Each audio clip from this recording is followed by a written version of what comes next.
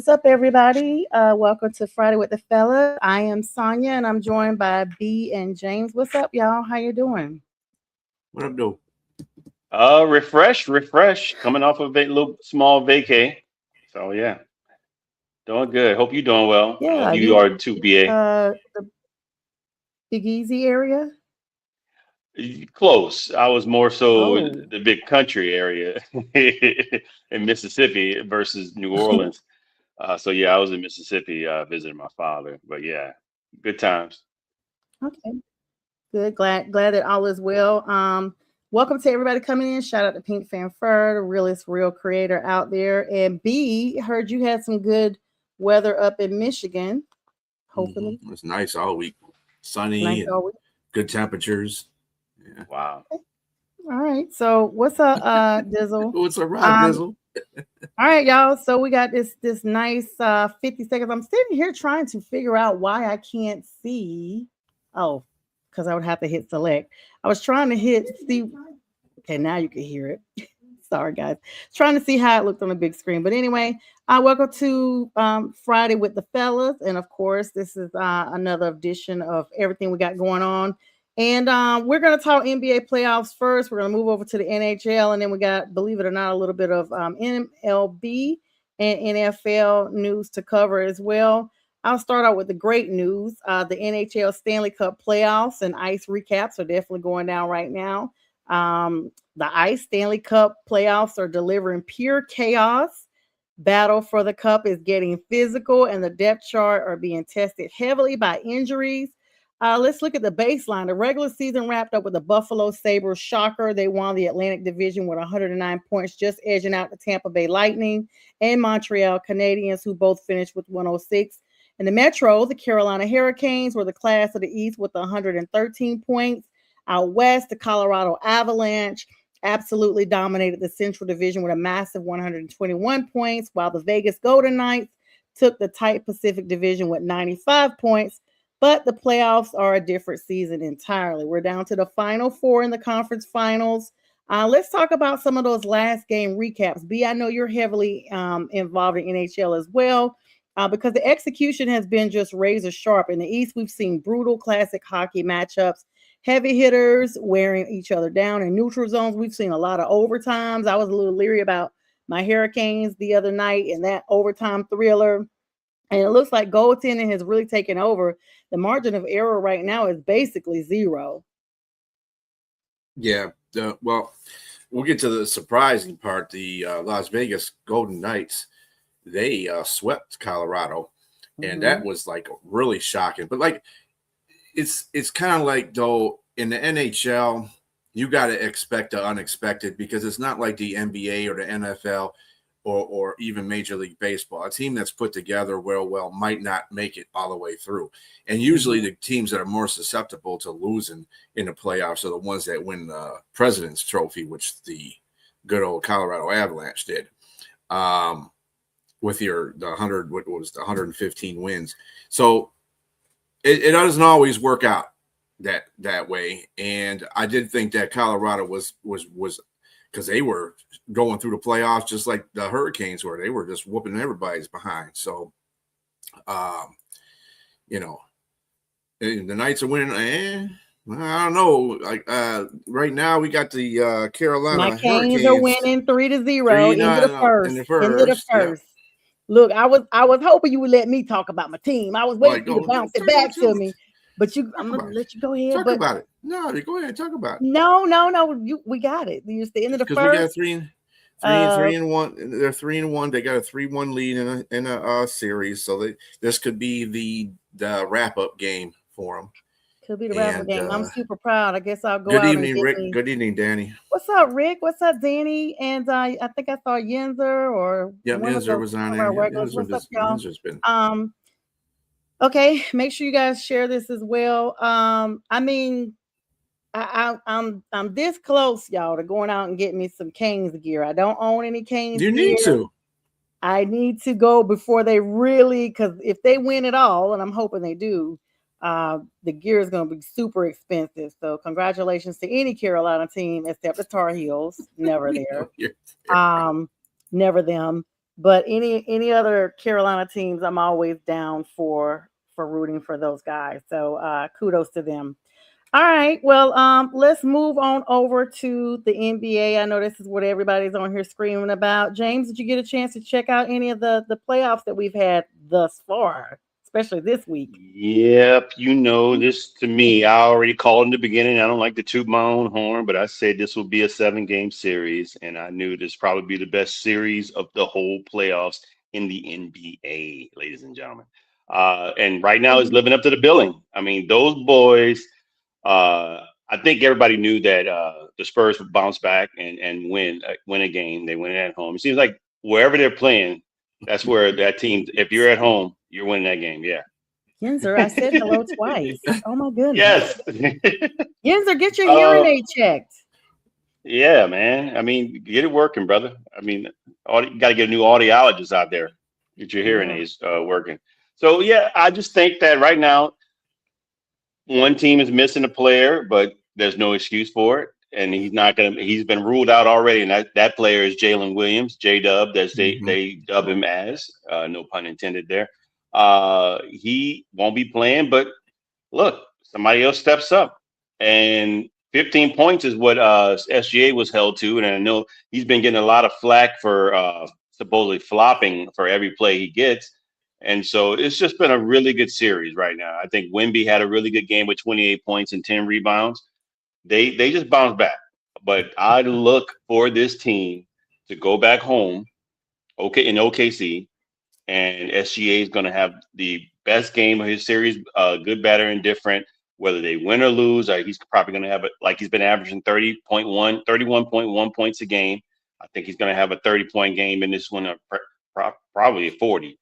And I think they edge out the San Antonio Spurs and they go on and win and get to the finals to meet the New York Knicks. Do you agree? No, I think San Antonio will win because SGA hasn't scored above what 25 points in the whole series, 27 points. I think he had 32 the other night, but most of that came on free throws. Come on. He had a crappy game, and he even said so himself.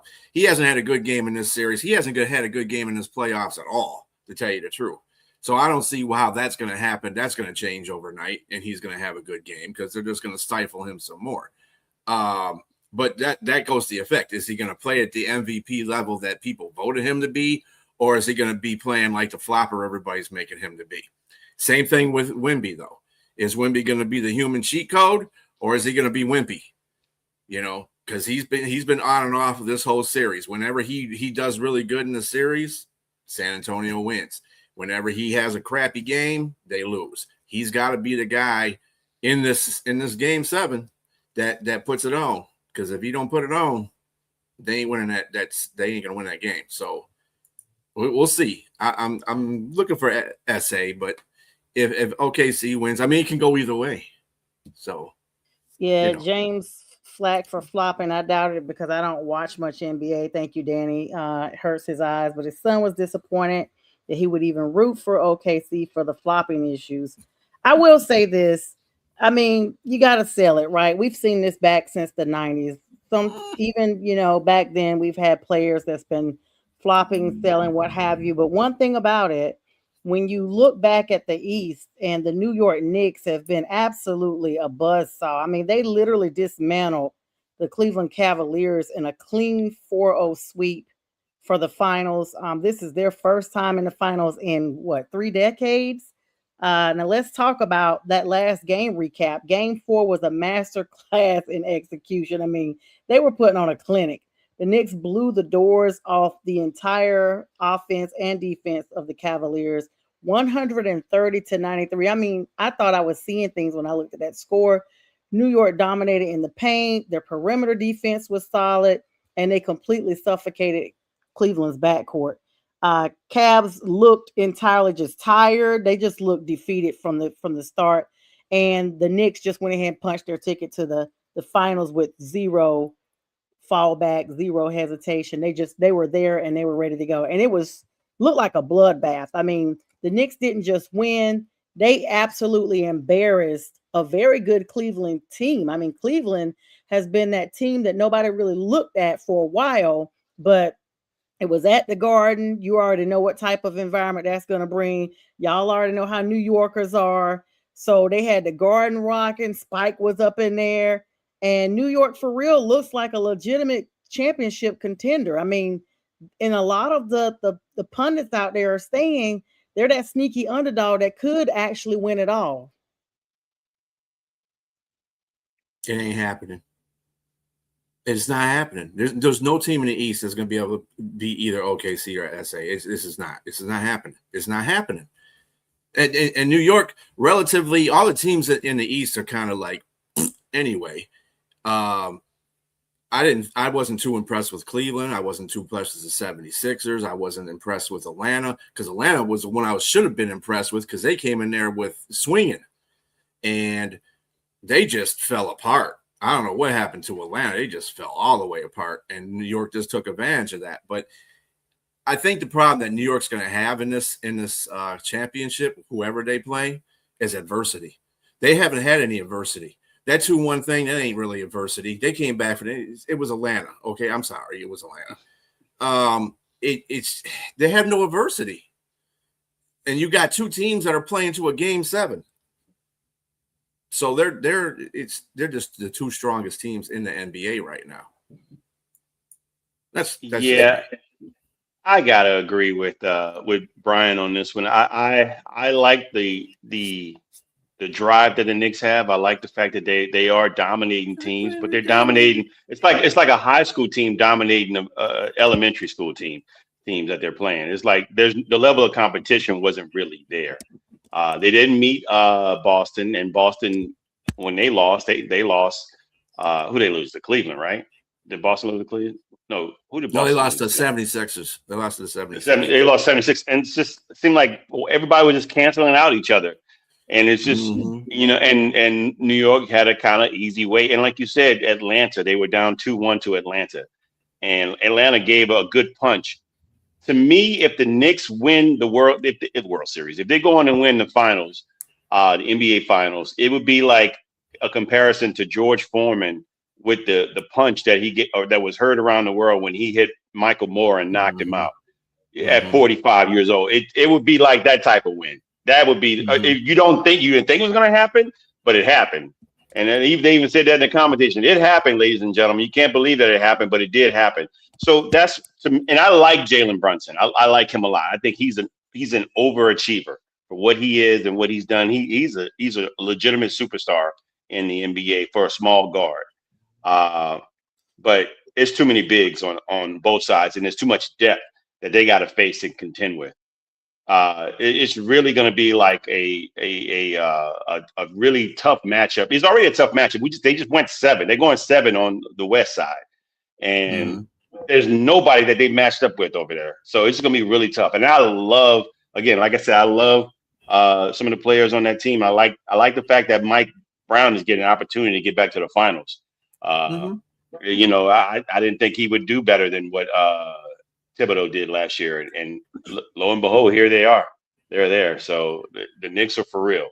But yeah, and that's what's so big, because they did just fire Thibodeau. And usually when you go through a coaching change, no matter what the sport is, there's a period of acclimation that is sometimes substantial, and no one thought that just a season removed, that in the very next season. So you begin to wonder, Knicks fans out there, feel free to weigh in. Was he the problem? Was he the issue? I don't like to always blame the coach, but I guess in some instances, when you have the same players that are there and you see them make those strides, then it was the coach. So you're right, James. I definitely see that literally 2020 vision there. Well, the difference of last year's team and this year's team, they have a bench. Last year they didn't have a bench. And they got a few better players on their bench than they had last year. So let's give that credit for them building that part of the team up. And I think they learned that from Thibodeau not playing the bench players as much, because he didn't have confidence in their game. And so, once you develop your bench, then you can use players in spots and be confident what they're going to do or bring to the court. So I think Mike Brown did a very good job as a coach. I think he did what he had to do with who he had, and I give him kudos for that. But New York was a good team anyway. The starting five was great anyway. You weren't going to be able to change the production from that. But they just needed some players off the bench to chip in when they needed to chip in, and that's what they've been doing. So that's even New York's all these success. injuries this late in the game, this late in the season, the postseason. I mean, upcoming games, current series, and a lot of shifts because we've seen players with a lot of physical limitations during this point of the series, torn labrums, high ankle sprains, you name it, and they're still surviving until the very next week. And I've actually had surgery for a torn labrum, so I know. I can only imagine as a professional athlete what that type of rehab and just stamina and the cortisone shots they've got to go through until they can get to the surgical part of it. It just actually shows that in the very end, like you all mentioned, the bench coming up and being the best advantage this year. This series with New York and whoever advances from the West is going to come down to who has the deepest bench, in my opinion. And honestly, who's got the highest pain tolerance because everybody's beat up at this point. I forgot to mention at the onset, Military Appreciation Month is wrapping up.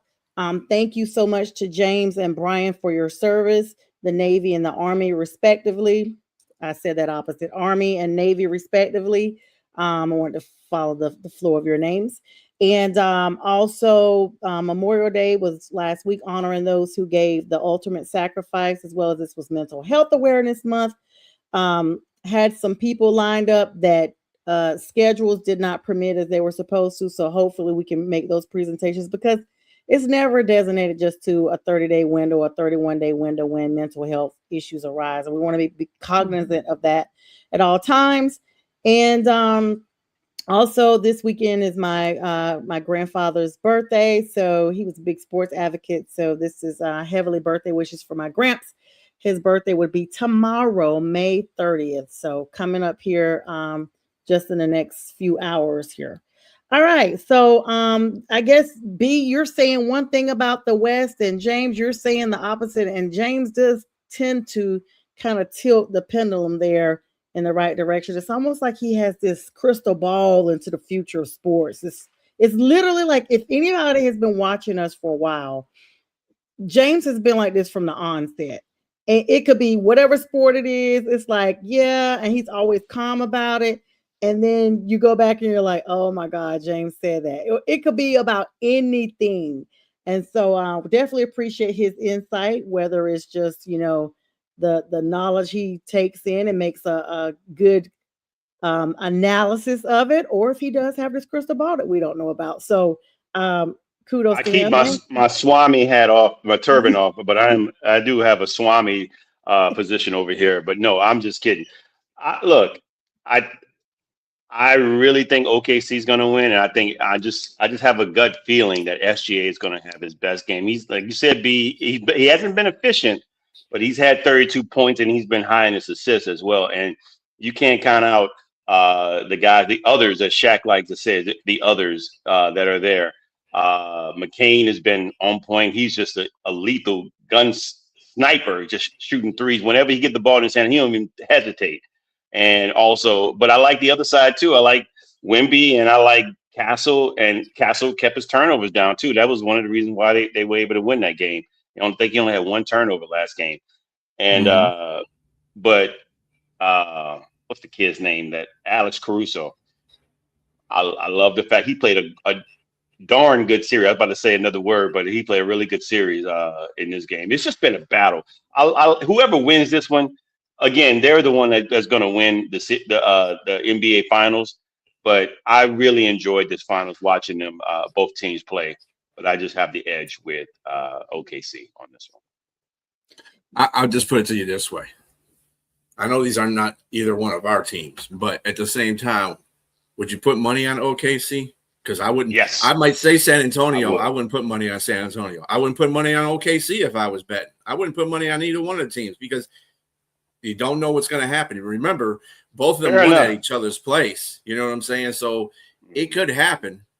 And I just think that, well, I'm just going for San Antonio for other reasons. But anyway, the point of the matter is Emotional reasons we've talked about. I that. am okay, right. see, I'm putting logic in the sense. I'm putting Yeah. logic in the sense. I just think that the experience is going to play a vital role here, and that's the one thing I'm mentioning as well. I think they just don't have the experience. As great as they are, as great as the talent is, I just think the experience leans more. The pendulum leans a little bit more towards OKC, and in the last game, and they've been 7-game series in this matter before, and with Denver, I think last year, and they just were able to pull it out. I just think that they might.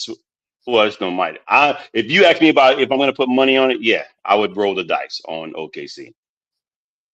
just saying at And I this love point how in he used the time, word pendulum, just like we talked about. I love it, James. Right here, it's my brother. and on top of that, we both kind of agreed that if the series went longer and longer, the bench is the effect.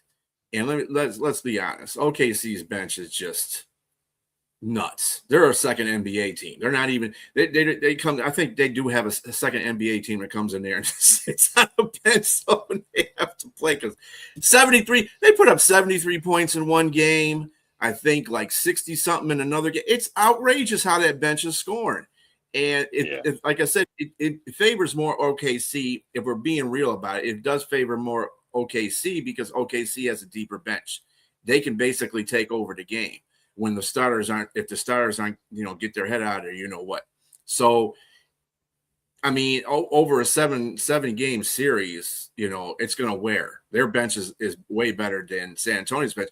I mean, San Antonio's bench is no slouch either, but they have not. Depth. OKC's depth is a lot more than San Antonio. So that might come into effect as well. So swinging the Pendleton to OKC. Pendulum. Y'all not going to just butcher my. Now listen, if you're going to use the word B. Pendulum. Anyway, so you swing it that way, then you might want to think that OKC is going to win. Realistically, I mean, I would probably go with OKC on that. But like I said, I'm going to go with San Antonio because I like San Antonio anyway. I like San Antonio. But you're invested, yes. But we can all agree that this is an entertaining series. That's probably the most entertaining series. I think we can all agree on that. I know, Robbie, because you don't have an NBA team. So sorry. I want to give a shout out. Oh, that's right. Your Toronto Raptors are out too. Child, those Raptors are just like dinosaurs, extinct. I'll be forgetting they even have a team.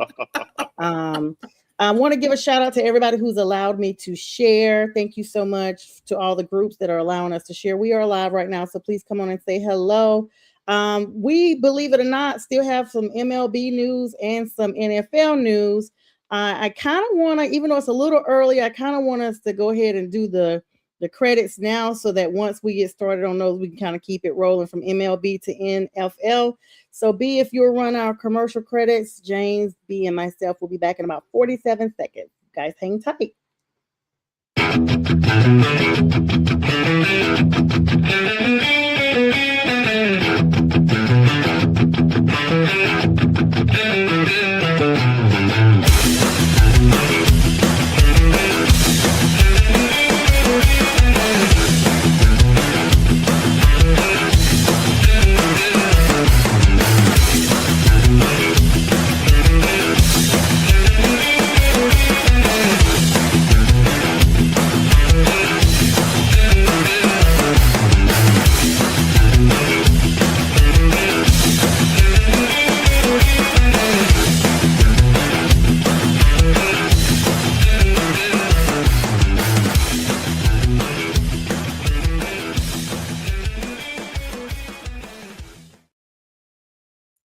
Right, we are back. Welcome to the second half, the early second half of Friday with the Fellas. I'm Sonia, of course, with B and James, and we were wrapping up some closing thoughts on these NBA series. You guys got any closing thoughts? Both of you all are kind of in a stance, and we do agree though, whichever team has the best bench. And I think this is going to be the time that New York shows that to the whole world that they made the right decision in Thibodeau, because even me as a non-Knicks fan noticed that they were not playing the bench at all. But the West, everyone out there is always saying, the West is the best. And we're all Easterners. So if from a geographical perspective, even though J Train is technically from the Midwest, the West by birth, I don't know. I mean, who would you go for, J Train? I mean, you live here, but you're from home, and I know how home is. Like You mean out of the last three teams here right yes. now? I mean, kind of OKC because I just like the fact that they were small. I mean, or San Antonio. If San Antonio won, I would go for San Antonio. I wouldn't go for the Knicks at all. So anybody It out of the would, West? yes, it would be any team out of the West because I've always had an admiration for San Antonio too. When Tim Duncan and David Robinson was Yeah. playing for them, Mhm. and of course, Coach. What's the coach name? I forgot. Forgive me. Popovich. Yes, Popovich. Yes, I knew it was Oh Vitch yeah, something. I couldn't think. Greg. Sorry, I couldn't think of that. But Greg yes, Popovich. Greg Popovich. Yes, it's always been a really good team, and they beat some really strong teams in the finals and in the West. So I've always had an affinity for them. But of course, I'm still a Pelicans fan. But with that being said, I either one. I like small market teams and I like underdogs. And so these guys aren't really underdogs anymore, but they're all small market teams. And so they've come up, and I like to see a little bit of a dynasty start in one of which San Antonio already had one. Maybe Mhm. OKC starts one. I guess I'm just, even though I'm not a Knicks fan at this point, it's like you said, when the Hawks and Hornets are out of it, it's fair game for whoever. But I will go geographically, and if it wasn't for the obstinate personality of New Yorkers, I would not have the problem with rooting for them. But they are just so uncouth. I mean, they are the rowdiest group of fans. They are literally like the Cowboys, but from New York. The Cowboys fans, but from New York. Like they're so obstinate in the way they cheer and just the way they live their life. Like it's just the New York way or no way. And so for that reason, I would not mind them going down like the Titanic. Uh, Oh man, and then you haven't encountered Philadelphia's fan base. That's what people keep telling me that the Eagles. I know Eagles fans, but it's that same region. They're only like an hour apart on I-95. It's that northeastern region. I don't think They are they're as worse bad. though. They are worse than New York. Yes. Yeah, And some of the best fan Well, bases like Buffalo, Bills Mafia, some of the best people you can they encounter are because they're I are think past Green with Bay. New York, all I that think with hoodlum stuff. Yeah, they're I think past. with New York, There's Buffalo and then there's New York. They don't ever assimilate themselves in the same, even though they're both from the same. It's almost like Buffalo is basically just Canada and let it be that. They're not New York. Like they literally tell them you're not from New York if you're from Buffalo. I've heard like New Yorkers say that. Like if you well, ain't from New I've York heard Buffalo City, people say like football teams, the Jets and the yeah. Giants, those are New Jersey teams. There's not New York teams, so they don't. They're the only New York team, the Bills. So Yeah, they really do. All right, so we're gonna switch over to the NFL. Well, actually, yeah, we're gonna switch over to the NFL. Then we'll wrap up with some MLB news. Believe it or not, the NFL does have some relevant news. Even though it's OTAs and things like that, league-wide news still goes on, and it's a brutal reminder of just how high the stakes are during non-contact OTAs, which are going on right now. Let's start out in New York, where John Harbaugh's first spring workouts with the Giants just took a catastrophic blow. Wide receiver Gunnar Olszewski is feared to have suffered a torn Achilles during Friday's practice. Harbaugh did confirm that it was a non-contact injury. How brutal is that? And they are doing further testing, but this is a nightmare trend actually for the Big Blue. This is not the first time. He's the third Giants player to suffer a torn Achilles in spring workouts already, joining their defensive lineman Roy Robertson Harris and their cornerback Thaddeus Dixon. And with Wan'Dale Robinson leaving in free agency, and rookie Malik Neighbors is still trying to come back from his separate significant knee issue, I should say. The Giants receiving core is already under massive duress before June even hits, y'all. Well, they're yeah, I going to be wouldn't say depending on. Durant. I Yeah, wouldn't they're say going to be Durant. depending on Malachi Fields. They drafted him in I think in the second or third round. They did. Uh, Mm-hmm. yeah, and obviously They don't know for sure if Malik Neighbors will be ready for game one, but he'll be ready at some point. I mean, and Wanda Robinson, but they did. Who did they pick up? They pick up somebody from Atlanta. Who was the kid Yeah, that played for Atlanta? their third receiver. Yeah. For What the some heck reason, I is his wasn't name? thinking they had solidified that. I can't remember his name offhand, but okay, well, I guess they'll Yeah, just yeah. they'll be He's a the line. small wide receiver. Was it not Robinson? But he was a guy. He was a Yeah, third down wide definitely. receiver. God, what's Yeah, the he played kid's in name? But Chicago, didn't he? Didn't he play Chicago yeah, before he got to Chicago, Atlanta? and Yeah, he then went to went to Atlanta. Chicago. He's a Yeah, good he went to receiver. Atlanta. Yeah, he is a So pretty good that's receiver. Yeah. so they got some people, but you're right. I mean, depth is really an issue if you're losing somebody to an Achilles injury, and I don't know for sure if Gunner was a gunner or if he was someone that was going to make the team. I mean, I don't know what his position was, but quality depth is hard to come by when you have injuries, significant Oh, you're talking injuries. about Darnell Mooney. Darnell Mooney, yeah, I he's Mooney. cannot actually a believe Yeah. they good took player. Mooney. Yeah, he's a good. Well, they had issues in Atlanta with him, so Yeah, I don't know if they're gonna be looking to star him though with Darius Slayton if right. Malik comes back. But I mean, but like y'all said though, but that's 3 major injuries just in OTAs, and OTAs have only been starting a few weeks now. So I don't know. The New York Giants were all banking on, Coach Harbaugh coming there and them, reigniting the magic. I don't know. Fern, I hope you're watching because this may just let you know.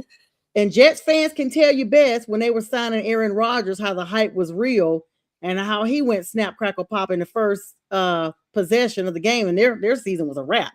So not wishing ill, but it's just the reality of the game we played that you can never be too cocky because injuries will befall us all, professional or non-professional. But those 3 Achilles tears in one spring is definitely a bad luck. Honestly, it's going to force a serious internal review of your training surfaces because there's no way this is just like 3 random non-contact injuries. Come on, y'all, just for regular conditioning routines and for this team trying to establish a new culture under Coach Harbaugh and break in their rookie quarterback Jackson Dart.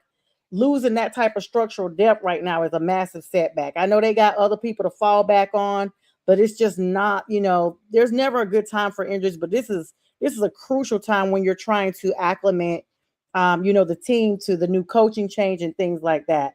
But moving on over to New England, the Patriots actually cleared up a major piece of their type of contract leverage today. Right guard Mike Onwenu, sorry, tongue tied there. He had a 0 guaranteed money left on his contract. Just signed a revised deal for 2026 season. He secures $10 million in guarantees and bonuses. And more importantly, for the Patriots front office, it's going to shave off $7.5 million off his salary cap as he's going to enter the final year of his contract. So that's going to be a big business move. What's up to you, Steve-O? A big business move for him, not just by Mike Vrabel in the front office, but it's going to be a foundational piece of their offensive line while giving them some money to try to get some more people in during some summer veteran cuts. Yeah. I don't know what to say about that whole situation because really those are like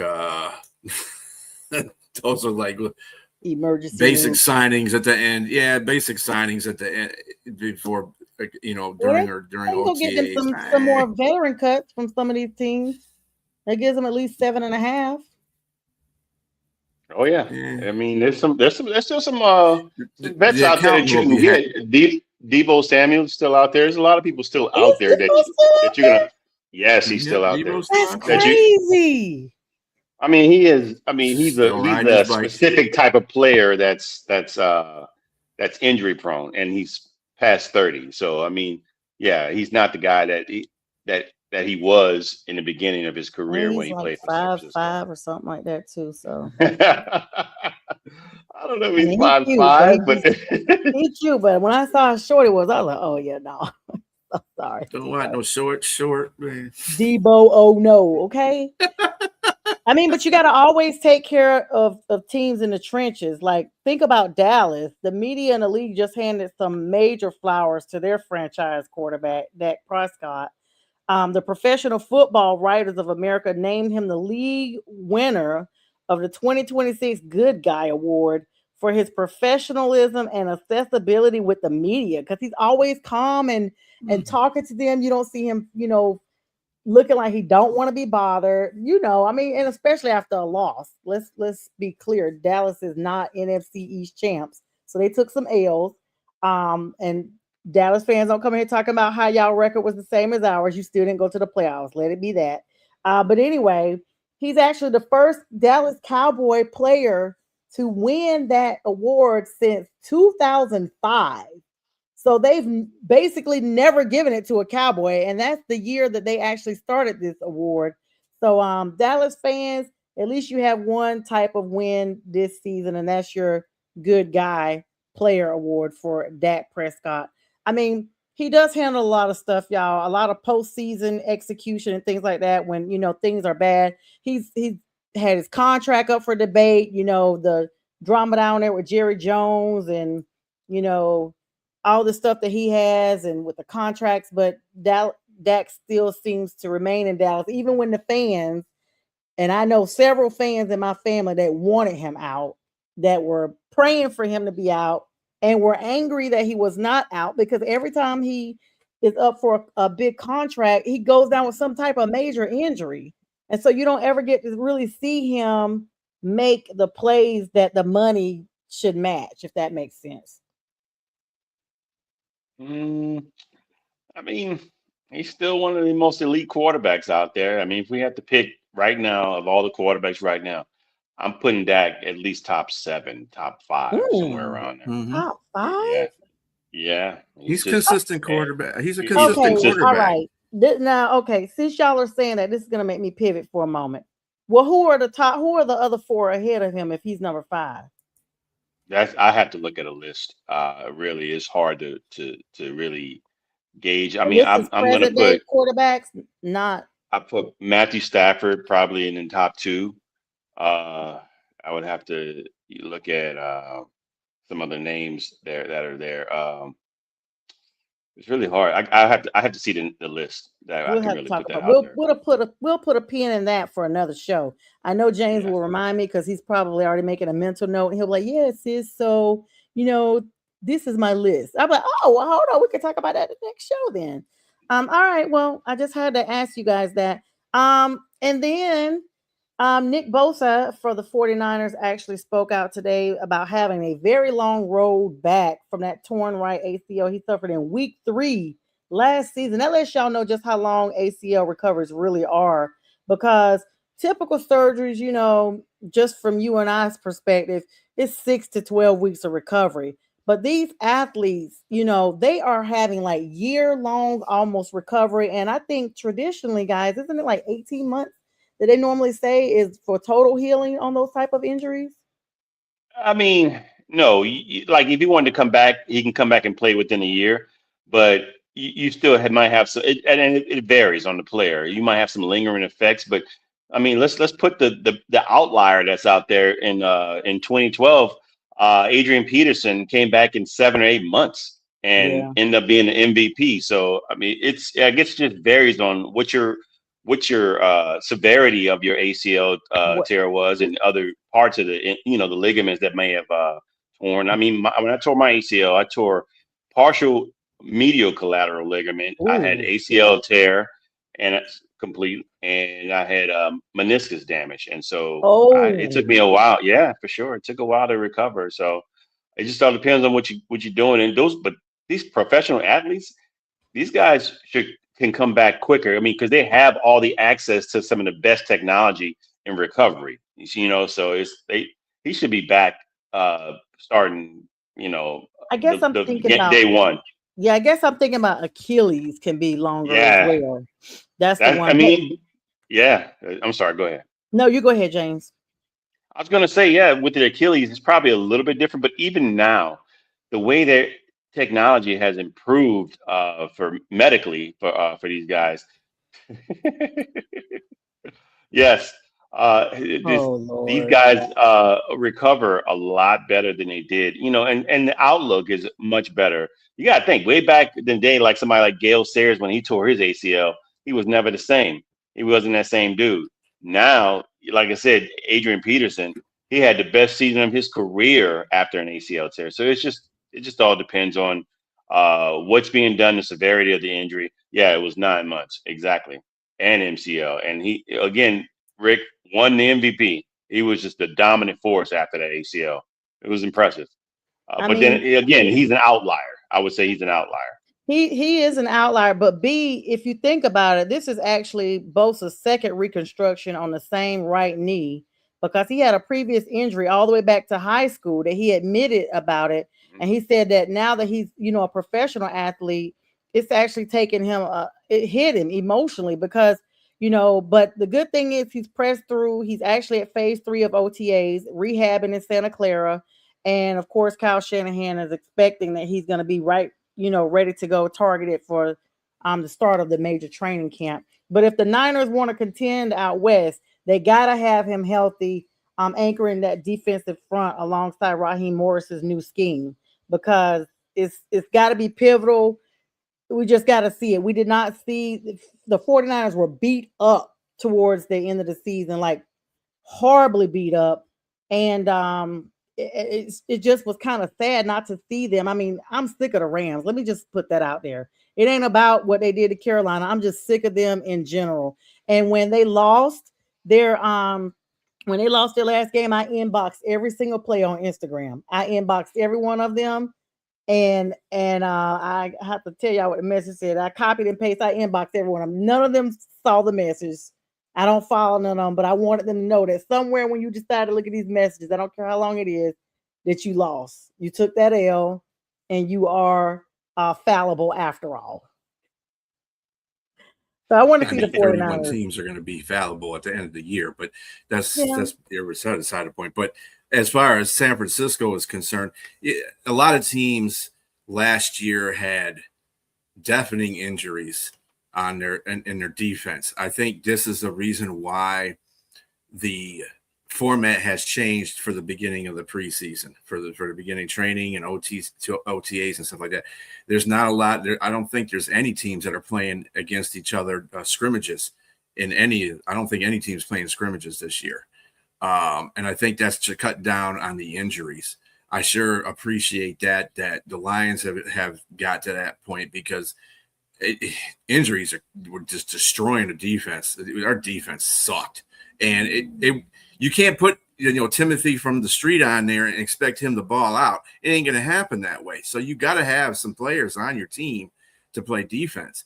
And when in San Francisco was the same thing, they lost Bosa. They lost their middle line. Who was the middle linebacker that they lost to? They also lost him for the rest of the season. They had decimated their injuries. They were decimated too, and they still managed to carry on. I give them that. But at the same time, man, if they would have had those players playing, they might have went further than they did. So yeah, Warner. Thank you, Steve. Warner. Yeah. Thank you, Steve. So. Yeah, Fred it is what it is. So, you really want to get to through the season without everybody's going to have some type of little nagging injury or something by the end of the season. But to be totally out of the picture, period, that's what these teams want to prevent.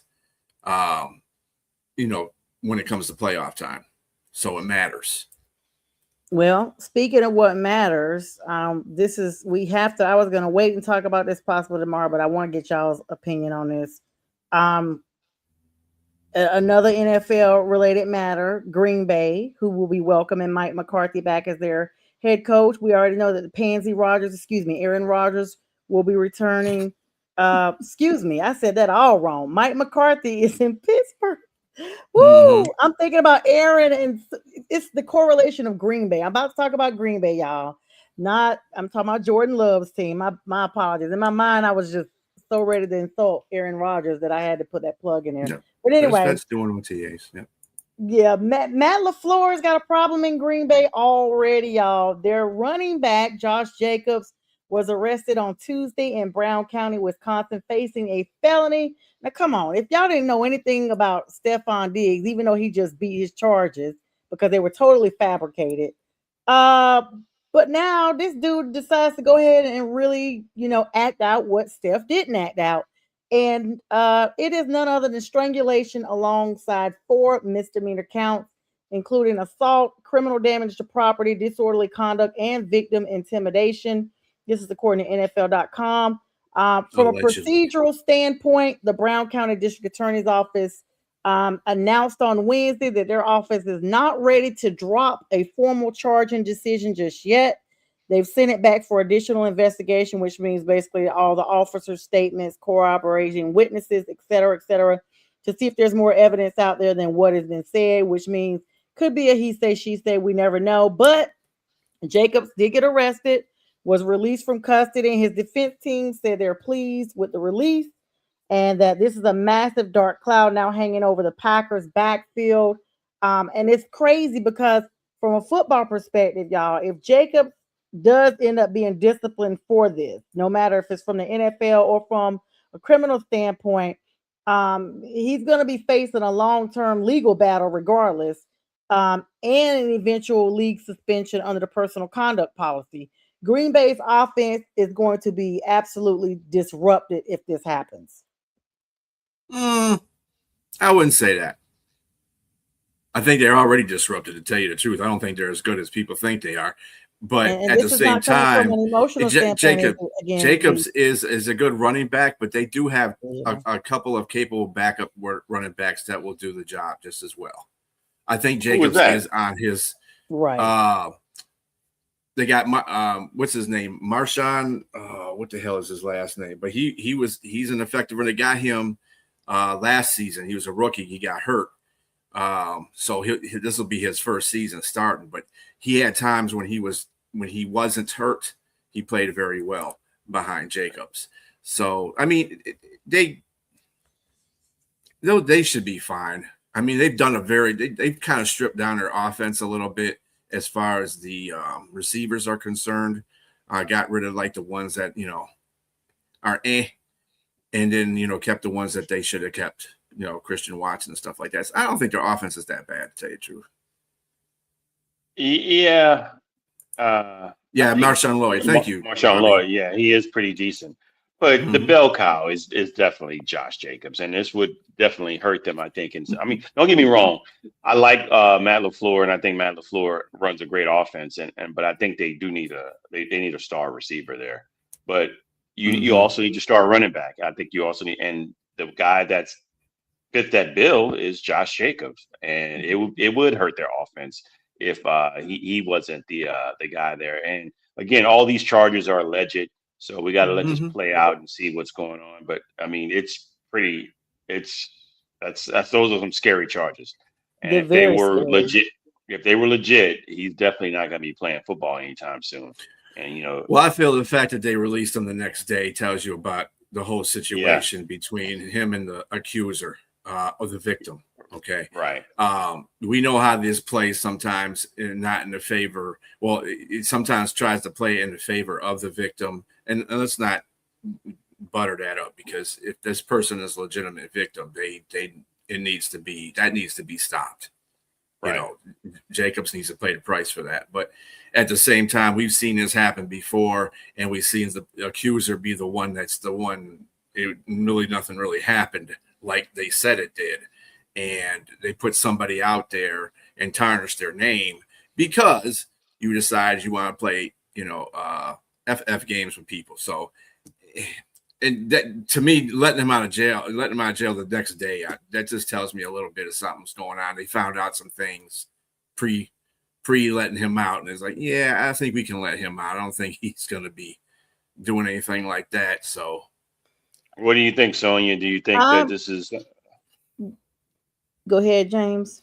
I was just gonna say, do you think this is a situation that because they let him out, that it might be? I mean, because it said that obviously they don't have enough evidence to really hold him or keep him in. But you being the legal expert, you can tell me a little bit more.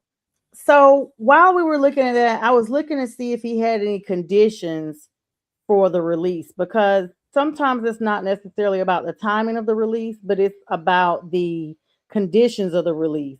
They noticed they did not say we've dropped off charges. They say we're doing further investigation. Generally, people don't even get taken into custody just off of verbal. It has to be some type of evidence. And he did at least spend the night. It does say he does not have any formal criminal charges being filed at this time. But the criminal justice process, you don't always receive the charges right away. The arrest is just the first part of the criminal justice process. Then the district attorney takes a look at the evidence, and then they give it to a grand jury that brings forth the indictment. And so they have, it's not like the next day. It's only the next day in terms of someone that has a serious felony. And it's really not even like 24 hours next day. I'm saying, like, if you've committed one of the 7 deadly sins, which is murder, rape, assault, drug trafficking, some of those type things, where you've sat in jail for more than 2 or 3 weeks with no bond, and that's because first appearances are generally held at the misdemeanor level. And if once you have a felony, certain judges do not have, well, all judges, according to the federal law, do not have the power to assess a bond for a felony charge if they're a misdemeanor judge, state judge. So they have to bound it over to Superior Court, and then you go before them to get your bond. But he was released without the charges filed right now because the DA said they're not going to even look at him at the moment, but there's no standard condition on his bond or bail restrictions right now, such as travel bans or even a cash bail requirement, which does look advantageous for him to beat the charges. However, they did say there was enough probable cause for the initial police arrest. And that's what's concerning, because if you have the probable cause, that is the gas that goes in the tank that gets the car to start.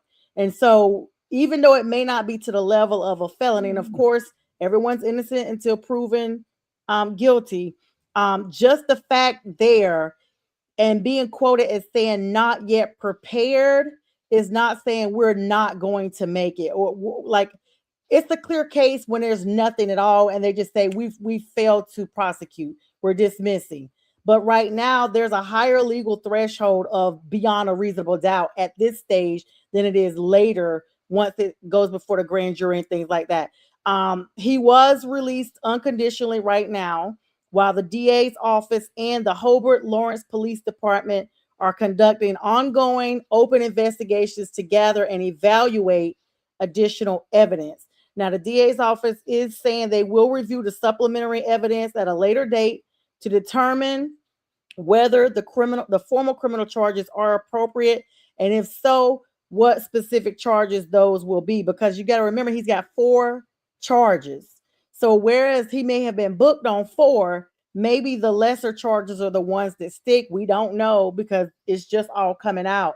But for right now, it looks favorable. But if it was extremely favorable, they would have said they would not prosecute and it would have been done. So there's a little bit of a difference there than saying we're going to continue to investigate. That means they believe they're not going to use their time and resources if they don't think there's at least something out there. Now, what that something is, none of us know. He knows because he was involved in it. And he also knows if this is, a quarrel, a lover's quarrel or a family member's quarrel or whatever, that they're just trying to tarnish his name. But whatever it is, that information should be coming out relatively quickly, and we should be able to have an update on that by the next time we're all together. But we wish him the best of luck. I mean, I can see it like this. The reason why he got arrested is domestic disturbance, domestic violence disturbance. If they get a call like that, the police is automatically going to separate the 2 parties. And usually it's the guy that goes to jail. So that I could see. This is a very good point, too, what Rick brought up. Strangulation should be visible. Now, yes, they could say something, she could have been saying all kinds of stuff about, well, he strangled me, he did this and he did that. And then because it's always due process, okay? It's always due process. They're going to, even if they let him out, it's still due process. They're going to find out what's what. Because at the same time, if the woman made those charges on him and they were falsified charges, she could be prosecuted as well. Well, they don't normally just take people to jail over a domestic disturbance without some type of eyewitness visible. Like, yes, they do. I've seen that happen a lot of times in Michigan. They someone will goes take to that jail party and and no. somebody will go to jail. Yeah, even if they Like he said, separate the usually it's the parties. man. Yeah, for sure. Yeah, it's usually the man Yeah. that goes to jail. I've seen it so Yeah. many times before here in Michigan. I don't know how they do it in any other state, but I know in It's a Michigan, lot of places. there's Usually there's a domestic disturbance between a male and female, whatever the case may be. Somebody they separate the person, and the person that's accused of the domestic disturbance is going to be the one that goes to jail. And they'll ask you. They'll try to determine the aggressor. Yeah, they'll determine the aggressor once they got both parties away from each other. That's when they do their investigation and do the due process. And like I said, that is a very good point that Rick made. If they see she talks all this stuff about she got strangled and all that, there should be effects of that on her. And if they didn't see those effects on her, and he's sitting in prison, or he's sitting in jail, not prison, but he's sitting in jail, and they said, well, you know what, I didn't see the effects of the strangulation. He might still have other charges. You're right, Sony. He might still have lesser charges. But if that's one of the things, that's probably the reason why they let him out. And that's the main charge they have, which is if they have that, they should have never listed that.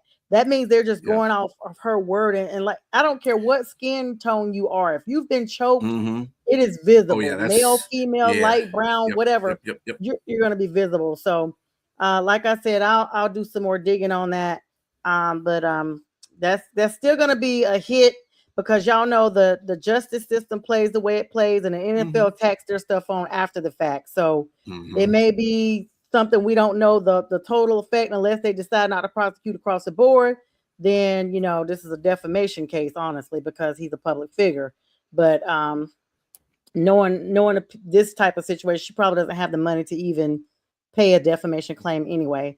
But best of luck to Mr. Jacobs in that situation. Let's talk about some MLB as we get ready to wrap up the last couple of minutes here, guys. It's been a great hour, of course, rolling towards June. Sample sizes are getting real, and divisional races are taking distinct shapes. And let's look at the top 5 teams in both the AL and the NL based on the active standings. Of course, Tampa Bay Rays still hanging in there, 34-19, top of the AL right now, followed by the Yankees at number 2, 34-22. They're right behind them. Still same amount of wins, just a couple more losses than the Rays have. And then, believe it or not, the Guardians are right behind them, the Cleveland Guardians, 33-25. Y'all remember the former Cleveland Indians. So used to getting the name. Chicago White Sox dangling in there at number 4, 29-27, almost even losses and wins. And then the Toronto Blue Jays wrapping up the top 5 for the AL at 28-29. I mean, they are barely in there. And then my favorite division, the NL, the number 1 team, the Atlanta Braves, 38-19, number 1 right now in the entire nation, followed by the LA Dodgers, 36-20 at number 2, the Milwaukee Brewers at number 3 at 33-20. The Arizona Diamondbacks hanging in there, 31-24 at number 4. And rounding out is not our Padres, but the San Diego Padres at 31-24 for the number 5 position. The Braves are absolutely blistering, James. I mean, they're sitting at 38-19, offense clicking, even with rotation adjustments. They look like the absolute juggernaut that we were expecting. But you got to keep an eye on those Philadelphia Phillies. I mean, their managerial. It scares me around this time. I'm trying not to even get excited, like B mentioned about his team last season and how they just let things just dismantle. Okay, Dylan. I mean, they are, and they're always like this Pittsburgh, the Pittsburgh Pirates. Yeah. And let us say something about the AL Central real quick before you continue on with your Braves. The AL Central is one of the best. The best division right now is the NL Central. No team has an under 500 record right now. Right, all over team. 6. I mean, you can't even those Pirates, West especially. The Dodgers are doing really good at 36-20, but Arizona and San Diego are right on them. So it's zero room to breathe in that division overall. Anyway, all right, guys, that's all we got tonight. Thanks everybody for all the comments. Over 37 comments on here and seeing everything. And Thank you, B and James, for working with my lighting. I got some little irritation going on, so y'all don't think I didn't do the glam tonight, but we appreciate everybody coming on, likes, loves, and make sure you join James and B in the morning at 8 sharp with Jack Hirsch for the debate show and Sunday morning big sports show and the BW Flick reviews and everything else in between. And of course, I'm on tomorrow at 4 with the legal score. And with that, we bid everybody good night. Y'all have an enjoyable last finale of May 2026. Good night.